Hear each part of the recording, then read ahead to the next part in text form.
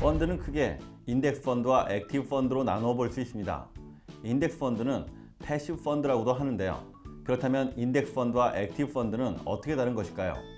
액티브 펀드는 시장 평균보다 우수한 수익률을 거두기 위해 펀드 매니저들이 공격적으로 운용하기 때문에 액티브형이라고 합니다. 반면 인덱스 펀드는 시장 평균을 따라가면서 수수료와 비용을 낮춰 수익을 키우기 때문에 패시브형이라고 하는 거죠. 한마디로 인덱스 펀드는 지수 수익률을 목표로 하는 펀드입니다. 지수라는 것은 여러 가지가 있을 수 있겠습니다만 가장 대표적인 것으로 종합주가지수가 있습니다. 만약 종합주가지수가 10% 상승했다고 하면 펀드도 지수 상승률만큼인 10%의 수익률을 거두기 위해 노력합니다. 쉽게 말해 더도 말고 덜도 말고 지수만큼의 수익률을 내기 위해서 지수를 졸졸 따라다닌다고 해서 인덱스 펀드를 패시브 펀드라고 하는 것입니다. 결국 인덱스 펀드의 목표 수익률은 시장 수익률 자체가 주된 목적인 셈입니다. 그래서 인덱스 펀드를 지수 추종형 펀드라고도 합니다. 인덱스 펀드는요, 쉽게 말하면 그 주식시장에 상장되어 있는 거의 모든 주식을 딱 한 주씩만 사는 거예요. 그게 무슨 말씀이에요?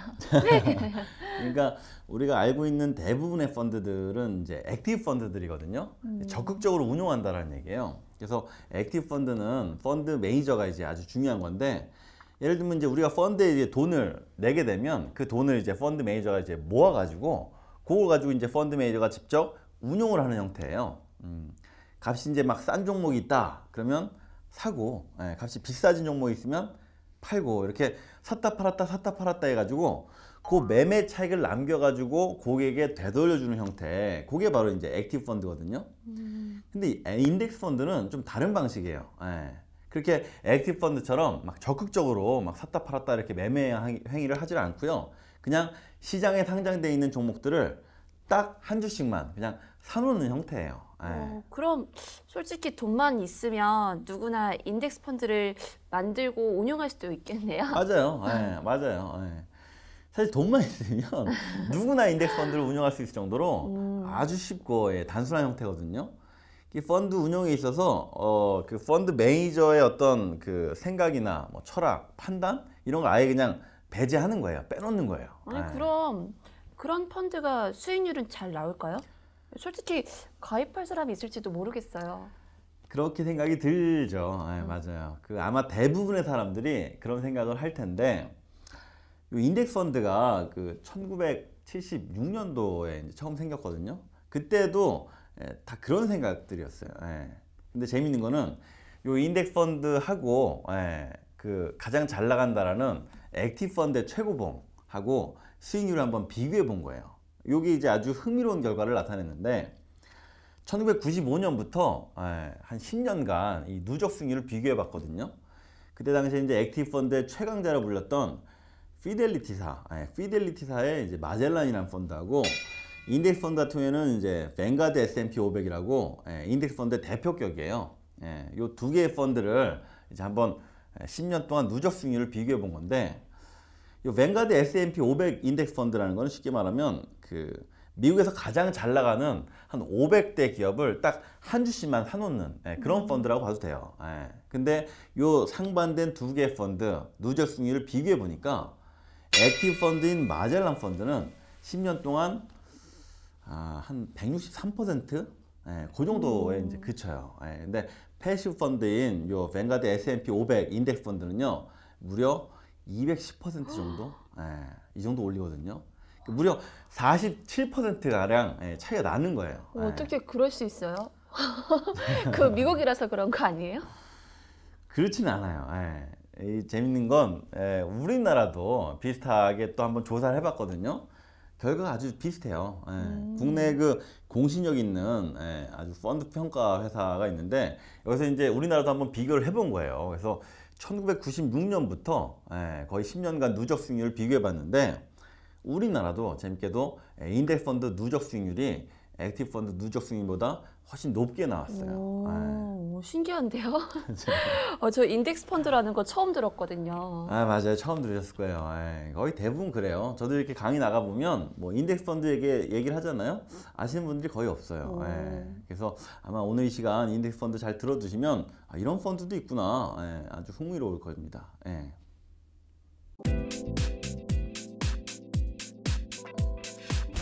인덱스 펀드는 펀드의 수익률이 시장의 수익률을 따라가도록 설계되고 운용되는 펀드입니다. 시장은 한국의 코스피 200, 미국의 S&P 500과 같은 특정 지수로 정의되는 것이 일반적입니다. 실제 사후적인 운용 결과를 비교해보면 장기적인 관점의 인덱스 펀드의 운용 성과가 액티브 펀드의 운용 성과보다 훨씬 우수하다는 점을 엿볼 수 있습니다. 그럼 왜 인덱스 펀드의 운용 성과가 액티브 펀드의 운용 성과보다 우수할까요?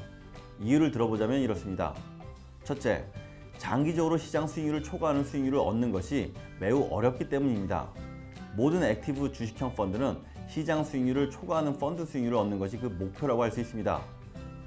그렇다 보니 자연히 저평가된 종목을 찾고자 많은 노력을 기울일 수밖에 없는 현실입니다. 따라서 액티브 펀드의 시장에 대한 관점은 시장은 비효율적이다 라고 볼 수 있는 것입니다. 하지만 정보통신 매체의 급속한 확산과 각종 정보에 대한 해석력이 뛰어난 시장 참여자들의 비중이 높아지고 있는 추세입니다. 이는 시장 참여자 간의 치열한 경쟁으로 인해 저평가된 종목을 찾는 것이 점차 어려워질 것이라는 것을 암시하고 있습니다. 다시 말해 시장이 효율적으로 되어간다는 이야기로 볼 수 있는 것이죠.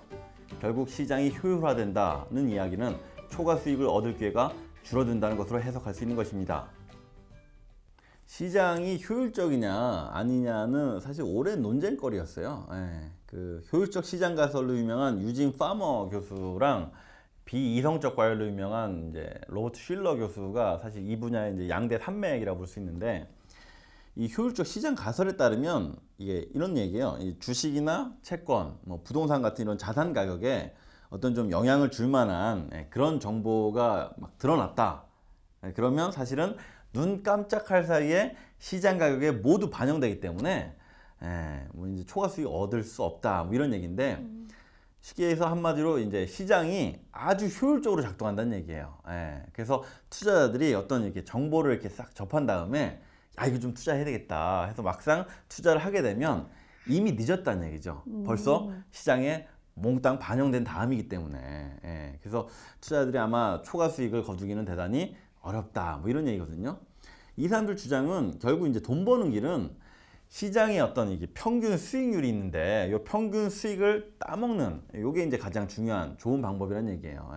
그래서 이 주장에 사실은 착안해서 만든 게 인덱스 펀드예요.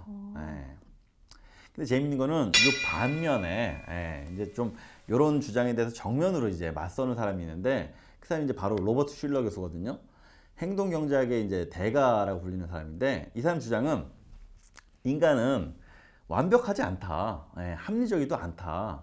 그렇기 때문에 인간의 탐욕과 공포로 인해서 시장은 사실은 그동안 수도 없이 거품과 패닉을 반복해왔다는 거예요. 그래서 시장에 대해서 정부가 좀 규제를 하고 개인도 좀 규제를 할 필요가 있다. 뭐 이렇게 주장하는 거거든요. 뭐가 맞는 얘기 같아요? 아리까리한데요. 아리까리. 효율적인 것 같기도 하고 아닌 것 같기도 하고 모르겠어요. 그렇죠. 헷갈리죠. 맞아요. 이건 뭐 헷갈릴 수밖에 없을 거예요. 그 진짜 재밌는 거는 또 요 두 사람 유진 파머하고 로버트 슐러 교수가 2013년에 같이 노벨 경제학상을 수상한 거예요. 같이요? 이게 참 재밌는 게 완전히 반대되는 사람들이잖아요. 근데 그 해에 세 명이 수상을 했어요. 한 명이 요 유진 파머 교수하고 또 이제 로버트 슐러 교수, 나머지 한 명이 피터 한슨 교수, 뭐 이렇게 세 명이거든요. 어쨌든 요 두 명, 정반대의 주장을 해온 유진 파머 교수와 로버트 슐러 교수가 같은 해에 함께 이게 수상했다라는 게 아주 이제 흥미로운 사실이죠. 저는 개인적으로 사실은 시장은 효율적이기도 하고 그렇지 않다고도 좀 봐요. 그러니까 일단 그동안 수도 없이 반복되어 온 어떤 거품과 폭락을 보면 시장은 기본적으로 비이성적이다. 그렇게 움직여온 게 사실이거든요. 또 우리 인간이 완벽하지도 않고 아주 합리적이지도 않고요. 다만 이러한 이제 어떤 거품과 폭락을 계속 반복하다가도 시장은 이내 좀 균형을 찾는 것처럼 좀 효율적으로 움직이는 것 같은 그런 시기가 좀 상당히 보여요. 그래서 제 소견으로는 시장은 두 가지 양면을 모두 갖추고 있다 라는 얘기죠. 아, 진짜 이러저도 아니고 물 탄 듯, 뭐 모래 술 탄 듯 어정쩡한 얘기 같아요. 안타깝습니다. 이 기가 막힌 주장인데 이렇게 비하되고 폄하되다니 참. 아.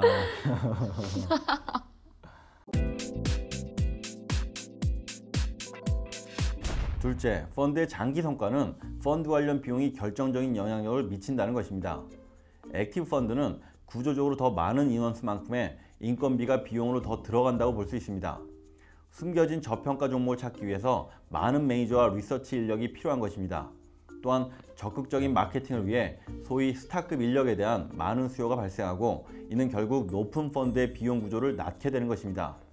하지만 인덱스 펀드는 운용 방식이 펀드 매니저의 개인적 역량보다는 시스템적인 운용 요소에 많이 의존하기 때문에 비교적 낮은 펀드의 비용 구조를 가지고 있습니다. 실제로 인덱스 펀드의 평균 비용은 액티브 펀드의 평균 비용에 대해 대략 연 1% 내외의 차이가 있는 것으로 조사되고 있습니다. 요 단 1% 차이, 요 1% 정도의 차이가 사실은 대단히 중요한 부분이에요. 이게 그 1년, 2년, 3년 정도 투자한다면 별 차이가 없어 보일 수 있어요. 근데 5년, 뭐 10년, 뭐 20년 이렇게 장기 투자로 가잖아요. 이게 엄청 큰 차이를 만드는 거거든요. 복리 아시잖아요. 그죠? 네. 시간이 이렇게 갈수록 기하 급수적으로 는다는 거. 이 비용 차이도 결국에는 이제 마찬가지로 복리 효과로 인해서 연평균 수익률이 높아질수록 비용 차이가 커질수록 또 투자 기간이 길어질수록 차이가 막 퍽퍽 벌어지는 거예요. 그래서 기본적으로 높은 비용이 청구되는 펀드에 가입하는 거는 어찌 보면 좀 투자자에게는 특히 장기 투자자에게는 아주 바람직하지 않은 거죠. 그렇겠네요. 시간이 갈수록 펀드에서 나가는 내 돈이 커질 수밖에 없을 테니까요. 그런 거죠? 아, 맞아요. 자, 그거예요. 그게 바로 인덱스 펀드의 이제 출발선인 거거든요. 요 인덱스 펀드를 알려면 사실은 이 인덱스 펀드를 만든 사람을 좀 알아두는 게 좋아요. 와, 아, 이걸 만든 사람이 따로 있겠군요. 누구예요? 존 보글이라는 사람이에요. 존 보글요? 네, 맞아요. 1929년에 태어나신 분인데 이제 세계적으로 아주 유명한 뱅가드 그룹의 창업자면서 이 인덱스 펀드의 창시자예요. 이분이 재밌는 게 아주 그 지독한 구두쇠로 유명해요. 어느 정도 구두쇠냐면 그 일화가 하나 있어요. 재밌는 일화인데 어느 날 이 사람이 이제 뉴욕으로 이제 출장을 간 거예요. 그래서 이제 미팅 때문에 어쩔 수 없이 이제 뉴욕에 좀 이제 비싼 호텔에 이제 묵게 됐는데 이제 세계적으로 유명한 펀드 회사 회장이 호텔 프론트에 가가지고 이제 이런 얘기를 한 거예요. 제일 싼 방 달라. 또 이제 담당 직원이 저렴한 싱글룸이 하나 있긴 있는데 좀 하루에 한 $250 정도 하거든요. 그래도 저희 호텔에서 아주 싼 거예요. 이렇게 얘기를 한 거예요. 그때 이 사람이 되게 비싸네. 좀 더 싼 방 없냐? 이렇게 또 얘기를 한 거예요. 그래서 그럴까요? 하면서 또 이제 약간 더 싼 방을 또 다시 이제 추천해 줬는데 그것도 이제 비싸다고 더 싼 방을 달라는 거예요. 이 직원이 이제 하다못해 저희가 예전에 쓰던 그 벽장 같이 이제 쓰던 방이 있는데 여기 창문도 없어요. 그리고 엘리베이터 바로 옆이라 가지고 이게 좀 아주 시끄럽거든요. 괜찮으시겠어요? 이렇게 얘기를 한 거예요. 근데 이제 존 보글이 그 방 좋다. 그 방 달라. 이렇게 얘기를 한 거예요. 이제 가만히 이제 그 뒤에서 듣던 어떤 다른 손님이 저기요. 이 보글 씨 맞으시죠? 이렇게 얘기한 거예요. 그러더니 뭐라고 했냐면 이럴 줄 알았어. 뱅가드 상품들 정말 싸더라고요. 이렇게 얘기한 거예요. 이 손님이 이제 뱅가드 펀드 투자자였던 거죠. 참. 진짜 인덱스 펀드의 성격을 알 것 같아요. 맞아요, 그렇죠. 이 인덱스 펀드 창시자 존 보글이 아주 구두쇠로 유명했어요. 참 성격을 고스란히 이제 인덱스 펀드에 담아놨다고 볼 수 있는데, 이 뱅가드는 사실 방송 광고도 아예 거의 하지 않는 걸로 이제 유명해요. 그러니까 펀드의 비용 줄이는데 아주 악착 같은 거죠. 진짜. 근데 비용 줄이는 게 참 중요한 거네요. 저도 이참에 인덱스 펀드 가입해야겠어요. 꼭 이런 분위기예요. 이게 참 조심스러운 게 그 인덱스 펀드가 우리나라에서도 사실 지금까지 성적을 보면 아주 우수한 건 사실이에요. 근데 좀 조심할 부분이 있는 게 이제 우리나라 종합주가지수 있잖아요. 코스피. 코스피가 1980년에 시작을 했어요. 그때는 이제 100으로 출발했거든요. 근데 근데 이게 이제 2000포인트 넘어섰었잖아요. 그죠? 예. 그럼 만약에 1980년 당시에 인덱스 펀드에 투자했다라고 한다면 사실은 쉽게 말해서 100에서 2000포인트 된 거라서 그냥 20배 번 거예요. 예. 그게 이제 인덱스 펀드의 원리인데 수익률이 아주 좋은 거죠. 예. 근데 앞으로도 우리나라 만약 인덱스 펀드를 가입해야 되겠다라고 생각한다면 여전히 유리할까? 이건 좀 깊게 생각해 볼 부분이 있어요. 왜냐하면 이제 90년대, 2000년대, 80년대도 마찬가지고 그동안은 우리가 계속 고속 성장하던 시기였거든요. 근데 지금 어때요? 지금 우리가 사실은 저성장 시대라고 부르잖아요. 그리고 실제로 앞으로는 성장 자체가 아주 어려울 수도 있다. 뭐 이렇게 보는 시각도 있기 때문에 어찌됐건 저출산 고령화 때문에 그런 거잖아요. 그죠? 그래서 저는 개인적으로 저출산 고령화가 계속 이어지는 가운데 저성장을 멈추고 이제 성장 자체가 어렵다라고 한다면 사실 인덱스 펀드도 쉽지 않다라고 볼 수 있는 거죠. 그래서 저는 뭐 요 얘기 들었다고 바로 막 인덱스 펀드를 이렇게 갈아타는 거 추천하지는 않아요. 그것보다는 사실은 이왕 인덱스 펀드를 좀 알았으니까 이걸 좀 응용하는 게 어떨까. 뭐 예를 들면 개인적인 얘기지만 사실 우리나라 이제 다음으로 되게 빠르게 성장하는 국가들이 요즘 많이 들리잖아요. 그죠? 보통 이제 신흥국이라고 불리는 나라들. 이런 나라들 사실은 투자하고 싶지만 어떻게 투자할지 잘 모를 수도 있어요. 근데 만약에 긴 안목으로 좀 내다봐서 내가 좀 장기 투자해야겠다라고 한다면 저는 개인적으로 아무래도 좀 액티브 펀드보다는 요 인덱스 펀드 요게 좀 유리하지 않을까. 그렇지 않겠어요? 이런 생각을 좀 해볼 수 있다는 거죠. 우리가 어떤 기업이 그 나라에서 잘 나갈지, 어떤 펀드가 그 나라에서 정말 우수하게 투자를 할지 이런 거 알 수가 없잖아요. 근데 적어도 그 나라가 앞으로 계속 성장 중일 거란 그런 사실은 쉽게 알 수 있으니까. 그렇지 않아요? 그럴 수도 있겠네요. 그러면 쌤이 책임지시는 거죠? 왜 이러세요 오늘? 제가 뭘 책임을 지긴 제가 쪽집게도 아니고 지금 응용하시라고 알려드린 거잖아요. 교육이에요, 교육.